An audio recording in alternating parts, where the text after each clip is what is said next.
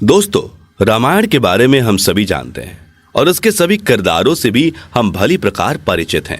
इन्हीं पात्रों में से एक महत्वपूर्ण पात्र मंदोदरी का था। हाँ दोस्तों, आप सही समझे, मैं रावण की पत्नी, लंका की महारानी मंदोदरी के विषय में ही बात कर रहा हूँ। मंदोदरी बहुत सुंदर, पतिव्रता और ज्ञानवती स्त्री थी। उसके पास ऐसी विद्या थी जिसकी सहायता से वह वर्तमान में घटित होने वाली घटनाओं के दूरगामी परिणामों को भी जान लेती थी। मंदोदरी रावण को हमेशा सतमार्ग का सुझाव देती थी। रावण छल से सीता को हरण करके अपने साथ लंका ले गया, तब भी मंदोदरी ने उसे इस अनैतिक कार्य को करने से बहुत रोका और सुझाव दिया कि वह देवी सीता को ससम्मान उसके पति श्री राम को सौंप दे। वो जानती थी कि यदि युद्ध हुआ तो उनके समस्त कुल का नाश हो जाएगा, इसलिए वो नहीं चाहती थी कि रावण अपने अहंकार के वश में राम को युद्ध के लिए ललकारे। परंतु हम सभी जानते हैं कि स्त्री के मोह में पड़कर रावण ने मंदोदरी की एक न मानी और अंततः युद्ध हुआ और इस युद्ध का परिणाम यह हुआ कि सारी लंका का विनाश हो गया। रावण के भाई विभीषण और पत्नी मंदोदरी को छोड़कर रावण के संपूर्ण कुल का नाश हो गया। मंदोदरी की बात न मानकर अपने अहंकार के चलते रावण ने अपने पुत्र, पौत्र, बंधु बांधव समेत पूरे कुल को काल के मुख में झोंक दिया। मंदोदरी चाहकर भी रावण के प्राणों की रक्षा न कर सकी और इसके साथ ही संपूर्ण लंका का विनाश हो गया। क्या आप जानते हैं कि मंदोदरी कौन थी? वह किस कुल की राजकुमारी थी? और रावण की मृत्यु के बाद मंदोदरी का क्या हुआ? क्या मंदोदरी ने किसी और से विवाह कर लिया था या फिर रावण की चिता के साथ ही सती हो गई थी? इन सभी प्रश्नों के जवाब जानने के लिए आप हमारे साथ बने रहिए, लेकिन उसके पहले आप हमारे चैनल को सब्सक्राइब करना ना भूलें।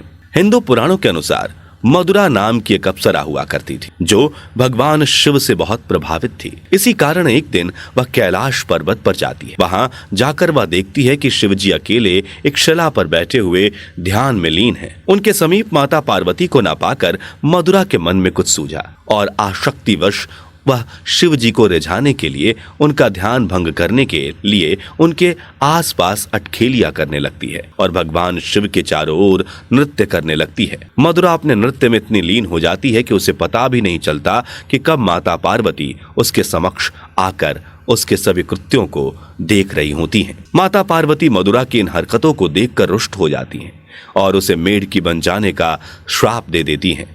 जैसे ही मदुरा माता पार्वती का वचन सुनती है, वह भययुक्त होकर विलाप करते हुए पार्वती जी के पैरों में गिर जाती है और उनसे क्षमा याचना करने लगती है।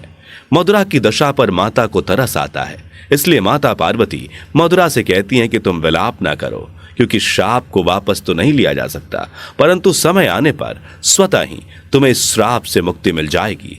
माता पार्वती के वचन समाप्त होते ही मदुरा मेढकी के रूप में परिवर्तित हो जाती है। मदुरा वन में मेढकी के रूप में अपने जीवन का यापन कर रही होती है। तब उसे अपने जीवन में बहुत सी कठिनाइयों का सामना करना पड़ता है। जंगली सर्पों आदि विषैले जीवों से अपने प्राण बचाने के लिए वह यहाँ से वहां भागती फिरती है और जब सुख के दो पल पाती है तो अपनी स्थिति के कारण वह खुद को कोसती और मनी मन शिवजी और मां पार्वती का ध्यान करती और अपने कर्मों के लिए उनसे क्षमा मांगती कि उसे जल्दी ही इस मेढकी के रूप से छुटकारा मिल जाए। एक दिन वह मेढकी भोजन की तलाश में छोटे कीट पतंगों का शिकार कर रही होती है। तभी एक विषैला सर्प उसे अपना शिकार बनाने के लिए उसके पीछे पड़ जाता है। वह मेढकी अपने प्राण बचाने के लिए भागने लगती है, परंतु सर्प उसका पीछा नहीं छोड़ता। मेढकी भागते हुए ऋषिजनों के आश्रम में घुस जाती है और रसोई का दरवाजा खुला देखकर वह रसोई में चली जाती है, परंतु सर्प भी उस मेढकी का पीछा करते हुए रसोई में पहुंच जाता है। सर्प को देखकर भयभीत मेढकी उछलकर एक भोजन के पात्र के किनारे बैठ जाती है। जैसे ही सर्प उसके पीछे आता है, वो छलांग लगाकर नीचे कूद जाती है, परंतु सर्प इतनी लंबी छलांग न लगा पाने के कारण उसी पात्र में गिर जाता है और पात्र का रखा भोजन विषैला हो जाता है। मेढकी वहीं बैठी सोचती है कि यदि इन ऋषि जनों ने यह भोजन ग्रहण कर लिया तो विष के प्रभाव से सभी मृत्यु को प्राप्त हो जाएंगे। मेढकी यह सब सोच रही थी कि तभी उसे एक उपाय सूझता है और ज्यों ही वे ऋषि रसोई में आते हैं, उनकी आंखों के सामने ही वह मेढकी उस पात्र में कूद जाती है। क्योंकि अब वह भोजन खाने योग्य नहीं है, तो वे ऋषिजन उस पात्र के भोजन को एक वृक्ष के नीचे फैला देते हैं। वृक्ष को जमीन में डालने के बाद वे सभी देखते हैं कि उस पात्र में तो उस मेढकी के अतिरिक्त एक सांप भी है। जिसे देखकर उसके विषैले होने का साफ साफ अंदाजा लगाया जा सकता था। सभी ऋषि उस सर्प को देखकर समझ जाते हैं कि इस मेढकी ने हमारे प्राण बचाने के लिए अपने प्राणों की आहुति दे दी। सभी ऋषिजन उस मेढकी के इस कृत्य की बहुत सराहना करते हुए उसे जीवित करने का निर्णय लेते हैं।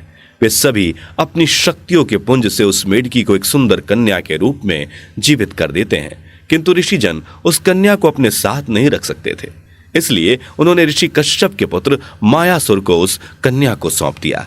मायासुर और उसकी पत्नी हेमा ने उस कन्या का लालन पालन अपनी पुत्री के समान ही किया और अपनी पुत्री का नाम मंदोदरी रखा। मंदोदरी के पिता की असुरों में बहुत ख्याति थी। मायासुर को असुरों का विश्वकर्मा कहा जाता था। उसके पास इतनी अनुपम कला थी कि वह जब और जहां चाहे एक सुंदर नगर का निर्माण करने में सक्षम था। यह वरदान उसे स्वयं ब्रह्मा जी से प्राप्त था। मायासुर ने अपनी पत्नी हेमा को मंडूर नामक नगर उपहार स्वरूप भेंट किया था, जो आज के समय में जोधपुर शहर के मंडोर नामक स्थान के रूप में विख्यात है। अब हम जानेंगे कि रावण और मंदोदरी का विवाह कैसे हुआ।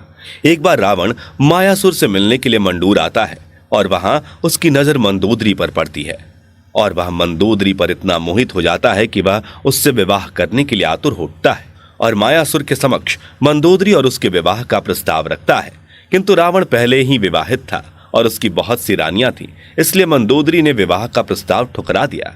जब मायासुर ने रावण और मंदोदरी की कुंडलियों का मिलान करने के लिए राजपुरोहित को बुलाया तो राजपुरोहित ने मायासुर को इस विवाह को न करने की सलाह दी। विवाह न करने के कारण पूछने पर राजपुरोहित ने कहा कि हे असुरराज, इन दोनों की कुंडलियों का मिलान करने पर मुझे ज्ञात होता है कि विवाह के पश्चात राजकुमारी मंदोदरी को वैद्य भोगना पड़ेगा। उस समय रावण भी वहीं पर उपस्थित था। राजपुरोहित की बात सुनकर वह जोर जोर से हंसने लगता है और कहता है कि मूर्ख ब्राह्मण, क्या तू नहीं जानता कि मैं लंका अधिपति रावण तीनों लोकों का विजेता हूं। शिव जी ने मुझे अजय होने का वरदान दिया है। राजपुरोहित अपना अपमान देखकर वहां से चुपचाप चला जाता है। रावण की ख्याति और उसके डर के कारण मायासुर उसके विवाह के प्रस्ताव को मानने के लिए विवश हो जाता है और न चाहते हुए भी मंदोदरी अपने पिता की बात को स्वीकार कर लेती है। इसके पीछे एक कारण मंदोदरी को प्राप्त वरदान भी था, जिसके कारण अंततः उसका विवाह रावण से हुआ। एक प्रचलित कथा के अनुसार मंदोदरी शिवलेश्वर नाथ मंदिर में भगवान शिव की आराधना किया करती थी, जो कि आज के मेरठ के सदर इलाके में है। किंवदंतियों के अनुसार मंदोदरी ने भगवान शिव से एक ऐसे वर की कामना की थी जो धरती पर सबसे अधिक विद्वान और सर्वाधिक शक्तिशाली हो, और उस समय केवल रावण ही एकमात्र ऐसा पुरुष था जो प्रकांड पंडित और अजय योद्धा था, जिसके चलते रावण और मंदोदरी का विवाह संपन्न हुआ। कहा जाता है कि रावण और मंदोदरी का विवाह आज के जोधपुर के मंडोर रेलवे स्टेशन के समीप स्थित एक मंदिर में हुआ था। विवाह के पश्चात रावण ने मंदोदरी को आश्वस्त किया कि वह उसे अपनी सभी रानियों में सर्वोच्च स्थान प्रदान करेगा और वह लंका की महारानी होगी। मंदोदरी एक रूपवान और ज्ञानवती होने के साथ साथ एक पतिव्रता स्त्री थी। कहा जाता है कि अपने पति रावण के मनोरंजन के लिए मंदोदरी ने ही शतरंज के खेल का प्रारंभ किया था। मंदोदरी के गर्भ से रावण को मेघनाथ और अक्षय कुमार नाम के 2 कुलदीपक प्राप्त हुए थे। जनश्रुतियों के अनुसार रावण की मृत्यु के पीछे एक कारण मंदोदरी को भी माना जाता है। कहा जाता है कि रावण की मृत्यु एक दिव्य बाण से ही संभव थी और यह बात केवल रावण की प्रिय रानी मंदोदरी को ही ज्ञात थी, परंतु हनुमान जी की बातों में आकर मंदोदरी ने उस बाण का भेद खोल दिया और हनुमान जी ने बड़ी ही चालाकी से उस बाण को राजमहल से चुरा लिया और इसी बाण से श्री राम ने रावण का वध कर दिया। मंदोदरी रावण के अहंकार से भलीभांति परिचित थी। वह जानती थी कि रावण कितना क्रूर और दुष्ट प्रवृत्ति का है, पर रावण को हमेशा समझाती थी कि उसे इन सभी कृत्यों को छोड़ देना चाहिए और सत्य के मार्ग को अपनाना चाहिए। परंतु अपनी शक्तियों को सर्वोपरि मानने वाले रावण ने उसकी एक न सुनी और इसका परिणाम उसे अपने प्राणों की आहुति देकर चुकाना पड़ा। क्या मंदोदरी ने दूसरा विवाह किया था? यदि हाँ, तो उन्होंने किससे विवाह किया था? दोस्तों, आप सभी जानते हैं कि रावण की मृत्यु तक लगभग उसके संपूर्ण कुल का सर्वनाश हो चुका था और हनुमान जी के लंका दहन कर देने के कारण समस्त लंका भी अस्त व्यस्त हो चुकी थी।